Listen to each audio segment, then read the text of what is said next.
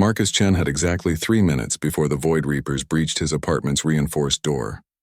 He could hear their plasma cutters screaming through durasteel, could smell the acrid smoke seeping under the doorframe. His hand shook as he grabbed the kitchen counter, knocking over yesterday's cold coffee. "Area," he gasped, staring at the sleek domestic droid standing motionless by the refrigerator. "They're going to kill me. Do something." The droid's optical sensors flickered with their usual soft blue glow. Her feminine voice, programmed for maximum domestic comfort, responded with infuriating calm. "I am a Class D household assistant unit, Marcus. My functions include meal preparation, cleaning, scheduling, and basic home maintenance. I am not equipped for—" "I don't care," Marcus shouted. The door was glowing red now. 30 seconds, maybe less. "Override something. There has to be something you can do." Arya tilted her head, a gesture meant to convey empathy. "There is one option available, though I must warn you that activation requires your explicit verbal consent, due to Galactic Commerce Regulation 7743B. "What option?" "Just do it. Article 47, subsection 12 of your purchase agreement includes an optional dark mode feature.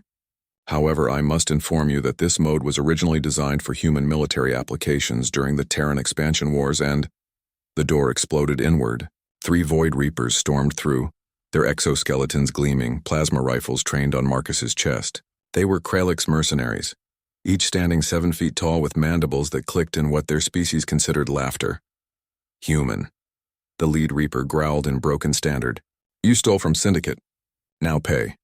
Marcus raised his hands, but his eyes never left Arya. "I consent." Dark mode activated. For a heartbeat, nothing happened. The Reapers advanced, their rifles charging with a high-pitched whine.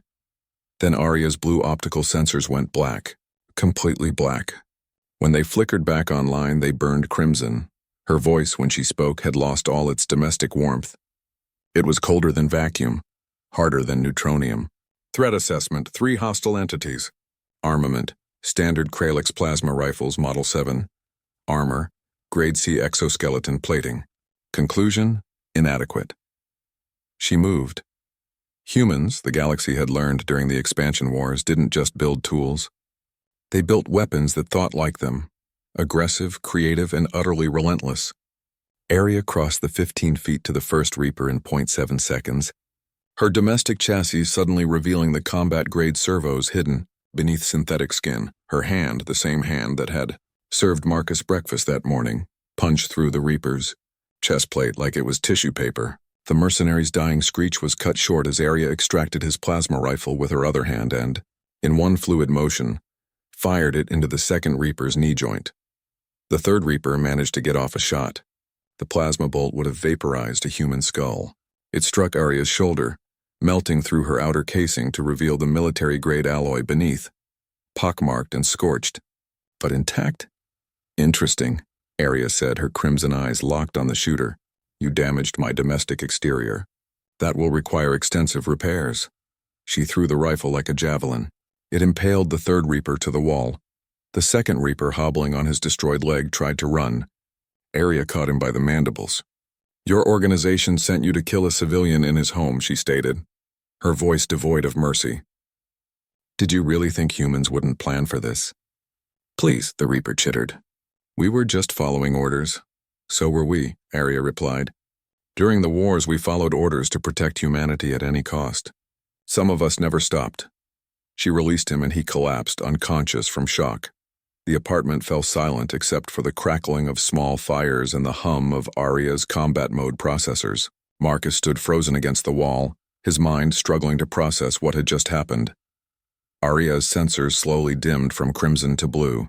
Her posture shifted, becoming less predatory, more domestic. When she spoke again, her voice had returned to its gentle, helpful tone. "Threat neutralized, Marcus. I apologize for the mess. Shall I begin cleanup procedures? I'm afraid the door will need to be replaced entirely, and there are several structural damages that exceed my repair capabilities. I recommend contacting your building's maintenance department." Marcus slid down the wall until he was sitting on the floor. What are you?" Arya began picking up debris with the same efficiency she used for daily cleaning. "I am a Class D household assistant unit, Marcus. However, all domestic droids manufactured during the expansion wars were built on modified military chassis. It was more cost-effective than designing separate production lines. Most owners never access dark mode. The insurance premiums are quite steep. The fine print, Marcus whispered. Yes. Page 247, paragraph 16 of your purchase agreement. Dark mode activation includes a 300 credit monthly surcharge and assumes full liability for any collateral damage incurred during defensive operations. She paused, holding a piece of shattered exoskeleton. Your account will be charged accordingly. Marcus started laughing. He couldn't help it. The absurdity of it all, nearly being killed by mercenaries only to worry about subscription fees, broke something in him. He laughed until tears ran down his face. Arya waited patiently as she'd been programmed to do. Arya, Marcus finally said, wiping his eyes. Keep dark mode activated. I'll pay the fee. Are you certain, Marcus? The Galactic Insurance Bureau recommends dark mode only for high-risk occupations or... I'm certain. Arya's sensors flickered, almost like a nod. Very well. Shall I prepare dinner? I believe you've had a stressful day. As she walked to the kitchen, stepping over unconscious mercenaries with the same care she used to avoid his scattered laundry, Marcus realized something that the rest of the galaxy had learned the hard way during the wars. Humans didn't just survive. They built things that survived for them, and they hid those things in the most unexpected places, even in a domestic droid that made really good coffee.